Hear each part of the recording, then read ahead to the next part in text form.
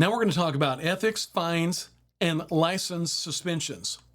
You must operate your business with the highest level of ethical standards. You've got to operate with high levels of ethical standards. You've got to be honest with every customer. You've got to follow every rule, every regulation, and every guideline. And the state has zero tolerance for any type of fraudulent sales activity. So you got to get full vehicle disclosure on every vehicle. You could never gain a commission by fraud. If a customer asks you if a vehicle has a problem and you're aware of some problems with the transmission and you tell the customer the vehicle has no problems, and then the customer buys the vehicle, in that scenario, you lied to the customer to get them to pay you, and that's fraud. Therefore, you have gained a commission by fraud. You must be brutally honest with your customers during every transaction. Now, let's say, for example, you sold a vehicle that you assumed was in top working mechanical condition, and then the engine blows a week later. Well, if you did not know about any problems in the engine, then you did not gain a commission by fraud, and you did not break the law. But let's say, for example, you got a mechanic that tells you that maybe you should sell that vehicle right away because they think the engine is going to blow in a few days or something like that, and you did not disclose that information to the customer and sold the vehicle, then you broke the law. If you sell vehicles with mechanical defects that you're aware of and do not disclose that information, you have broken several state and federal laws. Later on in your dealer training course, I'm going to show you what's called a Federal Trade Commission Buyer's Guide. And on that form, you could disclose any mechanical defects that you might be aware of in writing. Always document everything in writing. If you did not document a vehicle defect in writing, then you did not disclose the vehicle defects. There are several actions that could lead to fines for your dealership, suspension of your dealer license, or revocation of your dealer license. And some actions could lead you to have to provide restitution to the customer that purchased the vehicle from you. So let's delve into some standardized Indiana dealership fines. First of all, as I stated earlier, there's a $100 fine for the very first time of late delivery of a title within a calendar year. Remember, if you sell a vehicle without the title, you must get the title to the customer within 31 days of the date of the sale. It's a $250 fine for the second late delivery of a title in a calendar year, and it's a $500 fine for the third late delivery of a title in a calendar year. If you fail to deliver a title, or if you cannot produce records of the transaction to fail to produce that title within 10 days of a demand letter sent by the customer, you will be fined. $1,000 for off-site sales. Any sale that occurs away from the dealership is considered an off-site sale. You must submit Indiana State Form 55938. That is your off-site sale permit that I showed you in the first unit of your course. All retail sales activity must take place only at your licensed location unless you've submitted State Form 55938 in advance, at least 10 days or 2 calendar weeks in advance. And you cannot participate in more than 3 off-site sales per year, and the off-site sale location must be within 20 miles of your dealership. You can get a $500 fine for multiple issuance of an interim plate to the same purchaser and same vehicle. Remember, you can only issue 1 interim plate per customer per vehicle. If the state of Indiana finds that you've issued multiple interim plates to the same customer or the same vehicle, the state has set the fine at $500 per occurrence. $500 fine for misuse of interim plates. If you were, say, for example, to issue an interim plate to a vehicle in your inventory or to a vehicle that someone did not buy from you, you would face a $500 fine per occurrence. A $1,000 fine for issuance of an interim plate to a salvage vehicle. Remember, as stated earlier, in your dealer training course, you can never issue an interim plate to a salvage vehicle, and that's that vehicle that's in disrepair that an insurance company would not insure and has not been issued a rebuild salvage title. This could be that vehicle you bought at a Copart auction or an insurance salvage auction that has not been repaired. $500 for misuse of a dealer plate. You cannot use a dealer plate on a vehicle that you are providing commercial services, or if you are using a dealer plate with the sole intent of avoiding paying sales tax on the vehicle you're driving. That's a big no-no. A $1,000 fine for failure to disclose rebuilt salvage vehicles. This law is very clear. If you sell a vehicle with a rebuilt salvage title, you must disclose that information on Indiana State Form 55974 as discussed earlier. So no matter what, when you sell a vehicle with a rebuilt salvage title, you need to disclose that information on State Form 55974. $100 per failure to keep complete records per deal jacket. You can be fined for failure to keep records per deal jacket. So let's say you forgot to complete a bill of sale and store it in your deal jacket and sold 50 vehicles. You could be fined $5,000 for not keeping a complete deal jacket. $500 fine for failure to produce records per deal jacket. This is actually a very bad violation.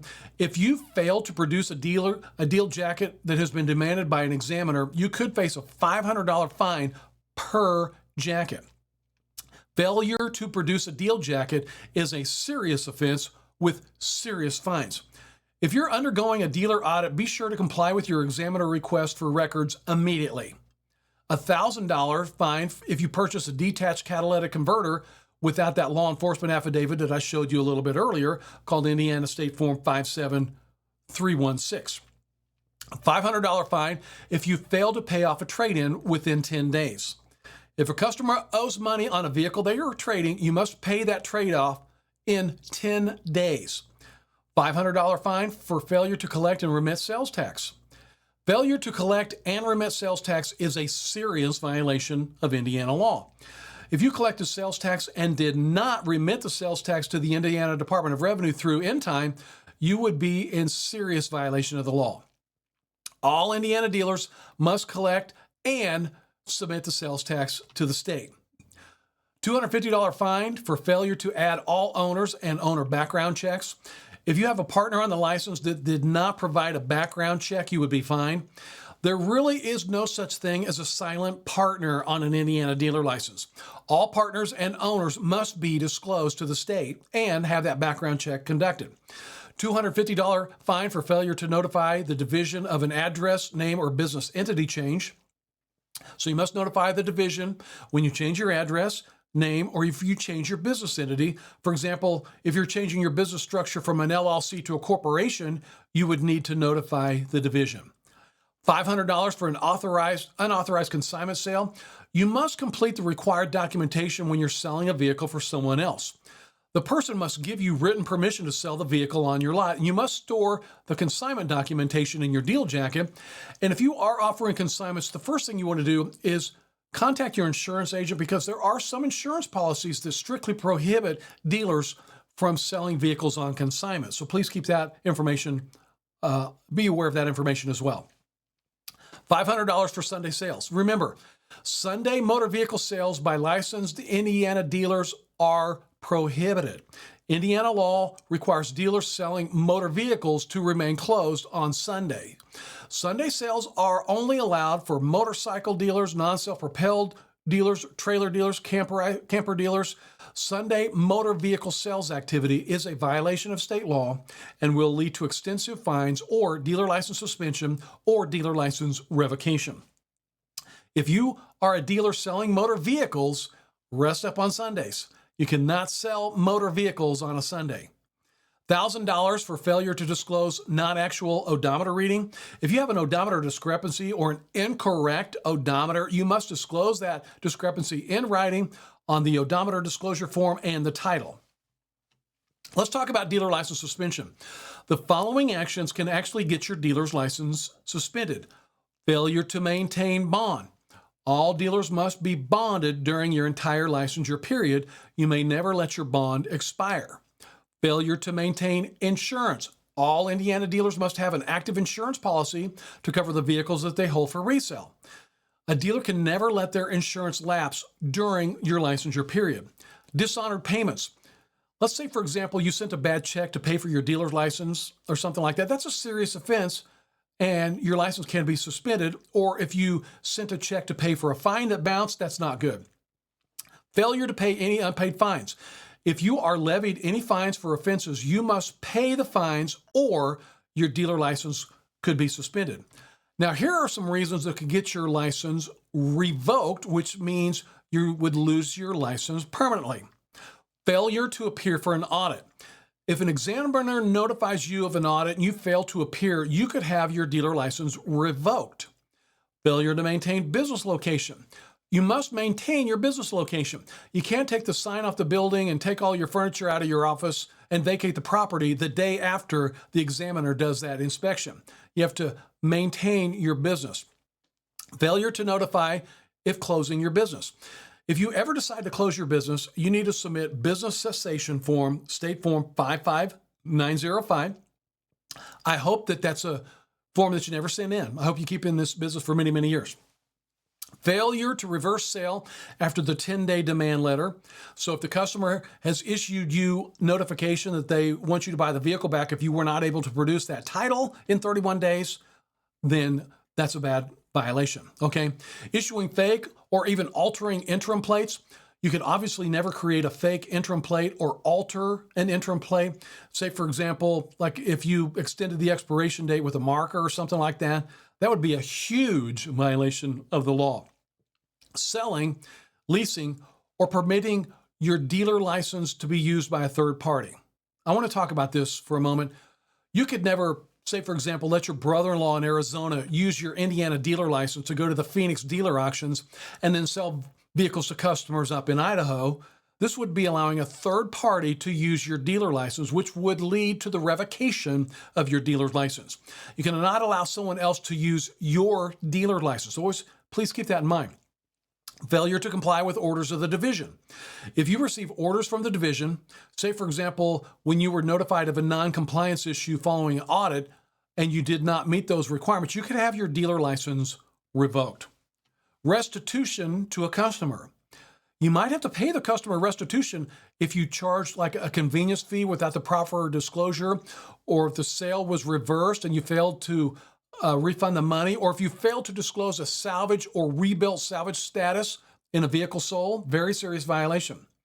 Towards the end of the dealer training course, I'm going to show you how to do what's called a vehicle history report, so you can look up salvage or rebuilt status on any vehicle that you're interested in purchasing before you purchase that vehicle. And I'm going to show you how to run a very important vehicle history report later on in your dealer training course. And hopefully you'll know in advance before you buy a vehicle if it does have a rebuilt salvage title or any type of salvage history. Always remember, your customer can easily log a complaint against your dealership for a multitude of issues. And here's that dealer complaint form SF53607. And as I showed you earlier, your customer can easily visit the dealer portal and submit a complaint online as well. We never want our customers making complaints against our dealership. Do everything you can to keep your customers happy.